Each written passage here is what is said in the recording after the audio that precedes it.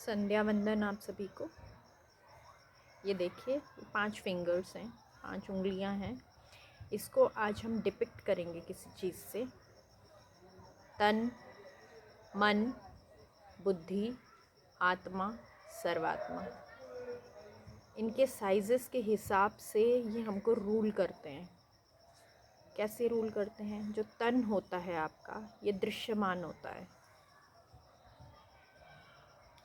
तन का जो स्तर होता है वो तन से जो सोचता है वो जानवर का स्तर होता है। मन का जो स्तर होता है वो मानव का स्तर होता है। श्रेष्ठ मानव बुद्धि से सोचते हैं। और अगर आप आत्मा से सोचते हैं, आत्मा से काम करते हैं, तो आप ज्ञानी हैं।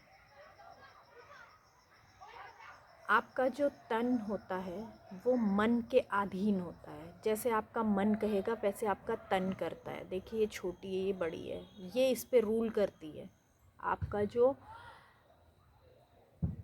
मन है वो तन पे रूल करता है। कैसे? आपका मन करता है मुझे ज्वेलरी शॉप में जाना है, तो आप मुझे ज्वेलरी चाहिए, आपके मन हुआ कि मुझे ज्वेलरी चाहिए, तो आपकी बॉडी, आपका तन कहाँ जाएगा? ज्वेलरी शॉप में। आपको फ्रूट चाहिए, ये कहाँ जाएगा? फ्रूट की शॉप में। आपको अल्कोहल चाहिए, ये कहाँ जाएगा? अल्कोहल की शॉप में, वाइन शॉप में। तो ये क्या कर रहा है? जो ये इसको करने को कह रहा है, ये मीन्स तन, ये मीन्स मन। अब जो आपका मन है वो किसके अधीन होता है? देखिए, ये वाली उंगली और बड़ी है, तो आपका जो मन है वो आपकी बुद्धि के अधीन होता है। जो आपकी बुद्धि आपसे कहेगी वही आपका मन करेगा, क्योंकि बुद्धि आपके मन को रूल कर सकती है। अगर आप प्रैक्टिस करते हैं, अगर आप प्रयास करते हैं, तो आपका मन शक्तिशाली होता है। बुद्धि से आप अपने मन को काबू कर सकते हैं। अगर आप प्रैक्टिस करते हैं, प्रयास करते हैं, तो आपकी बुद्धि से आप अपने मन को काबू कर सकते हैं। अगर आप अपने मन को काबू करते हैं तो वो वही आपका तन वही कहेगा जो ये मन उसको करने को कहेगा। It's all up to you, how you, what you practice, what you think, where your mind goes.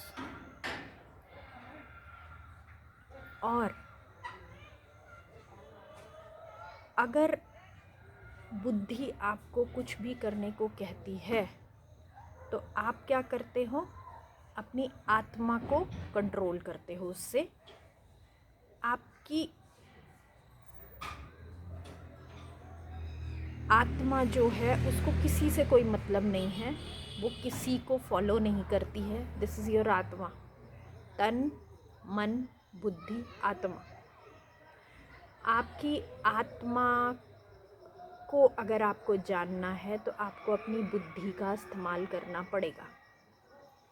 आत्मा को कोई मतलब नहीं है कि आप क्या सोचते हो, क्या मानते हो, किस चीज़ को फॉलो करते हो। It is regardless of all things. आत्मा साक्षी है। बुद्धि को काबू करने में आत्मा जो है आपकी बुद्धि की काबू में नहीं आएगी। आपको अपनी बुद्धि से अपनी आत्मा को खुद ढूंढना पड़ेगा, और यहीं हम खो जाते हैं। समझ में नहीं आता है क्या हो रहा है लाइफ में। तो आपको अपनी बुद्धि से अपनी आत्मा को ढूंढना पड़ेगा। बुद्धि कहती है अरे कहाँ जाऊँ, भगवान कहाँ मिलेगा? मंदिर में मिलेगा, हिमालय पे मिलेगा, कौन से मंदिर में मिलेगा, ज़्यादा पावरफुल कौन सा धाम होगा, ऐसे ये बुद्धि आपको कहती है ना। और अगर आपकी बुद्धि ने आपकी आत्मा को ढूंढ लिया तो फिर आप सर्वात्मा हो जाते हो।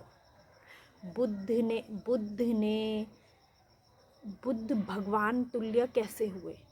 तो बहुत सारे स्पिरिचुअल गुरुज कहते हैं कि आप भी, हर इंसान बुद्ध बन सकता है।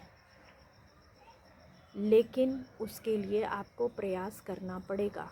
बुद्ध बनने के लिए गौतम बुद्धा ने अपना सब घर, बच्चे, पत्नी, राजपाट सब छोड़ दिया था, तब वो बुद्ध बने थे।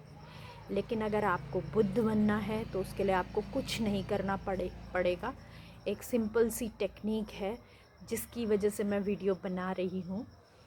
आप ध्यान कीजिए। लोग कहते हैं हम क्यों ध्यान करें, उसका क्या महत्व है, उससे क्या होगा। ध्यान ही आपको बुद्ध बनाएगा। तो मेडिटेशन करेंगे तो it will be fruitful for you. और अगर आप नहीं करते हैं तो आप तन, मन, बुद्धि, आत्मा और सर्वात्मा तक तो कभी नहीं पहुंच पाएंगे। सर्वात्मा मीन्स सर्वव्यापी, connection with Cosmos.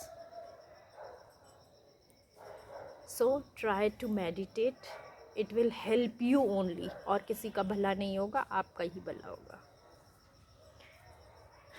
Be positive, think positive, make other people positive, make this whole world a wonderful place to live in. Thank you, thank you, thank you.